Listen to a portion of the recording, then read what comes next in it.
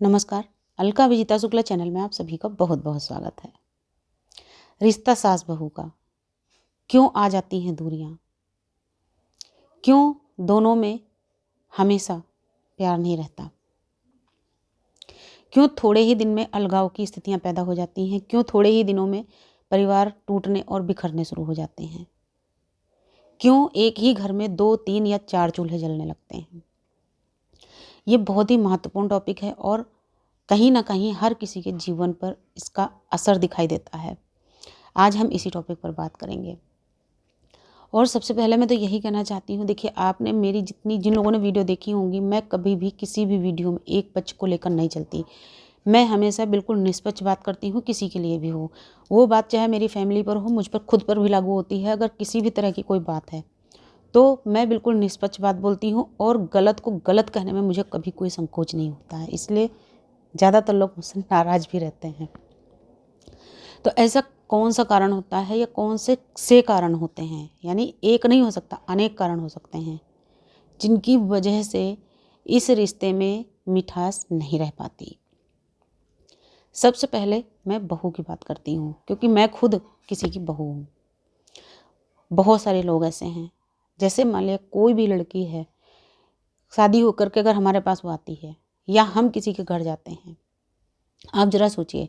एक छोटा सा एग्जाम्पल है, अभी हम कभी ना कभी या बहुत दिनों के बाद में कभी किसी के घर गए हैं, 1 या 2 दिन अगर हम रुक भी गए हैं, तो भी हमें पूरी तरीके से किसी के घर के काम समझ में नहीं आते हैं। हमें नहीं समझ में आता है कि इनके घर का कौन काम कैसे होता है, इनके घर का रूटीन क्या है। तो उसी तरीके से कोई बहू भी होती है, वो भी किसी की लड़की होती है। अगर वो हमारे घर आई है तो ज़रूरी नहीं है कि वो तुरंत ही सब चीज़ें को समझ लेगी। उसको समझने के लिए थोड़ा सा मौका मिलना चाहिए।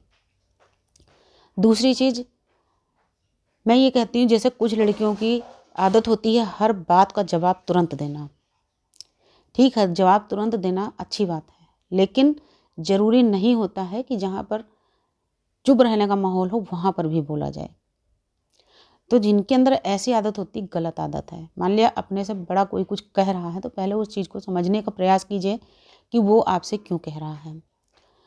दोबारा वो अपनी उस कमी को दूर करने का प्रयास कीजिए जिसकी वजह से आपको टोका गया है।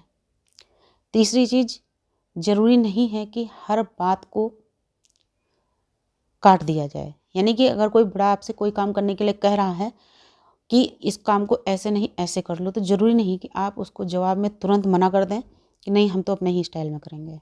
ये ज़रूरी नहीं होता है, क्योंकि जब हम साथ में रहते हैं तो हमारे साथ में किसी का कोई भी कैसा भी रिश्ता हो, लेकिन हमें एक दूसरे को महत्व देना होता है, एक दूसरे की बात को महत्व देना होता है, समझना होता है।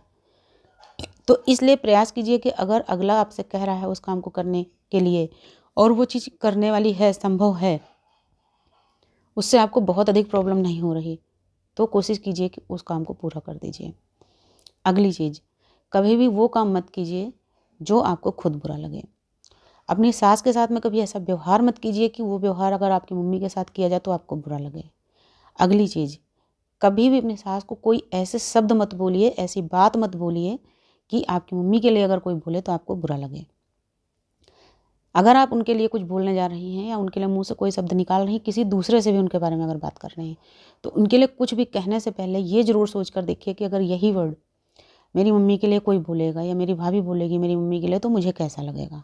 तो अगर आप ये सोच के अपने मुँह से शब्द निकालेंगे तो कभी भी आप अपनी सास के लिए कोई भी गंदे या गलत शब्द नहीं बोल सकती। अब मैं बात करती हूँ सास की। सास को भी यही चाहिए कि अगर आपके यहाँ कोई लड़की आई है तो कम से कम उसको थोड़ा अपने घर का माहौल समझने का समय दीजिए। और अगर आप चाहती हैं वो बहुत जल्दी आपके घर को समझ जाए, बहुत जल्दी जिम्मेदारियाँ ले ले आपके घर की और संभाल ले, तो आप उसको हेल्प कीजिए। आप उसको अपने तरीके, जैसे आप अपनी बेटी को हर चीज़ सिखाती हो, समझाती हो, उसी तरीके से अपनी बहू को भी प्यार से वो चीज़ें समझाने की कोशिश कीजिए कि हमारे घर का ये रूटीन है, इतने टाइम कोई व्यक्ति नाश्ता करता है, किसी को ऐसा पसंद है, किसी को तेज़ मसाले पसंद हैं, किसी को कम पसंद है, क्योंकि परिवार में जितने सदस्य होते हैं सारे एक जैसा खाना किसी के घर में नहीं खाते। किसी को तीखा पसंद है, किसी को फीका पसंद है, किसी को चटपटा पसंद है, किसी को नॉर्मल पसंद है।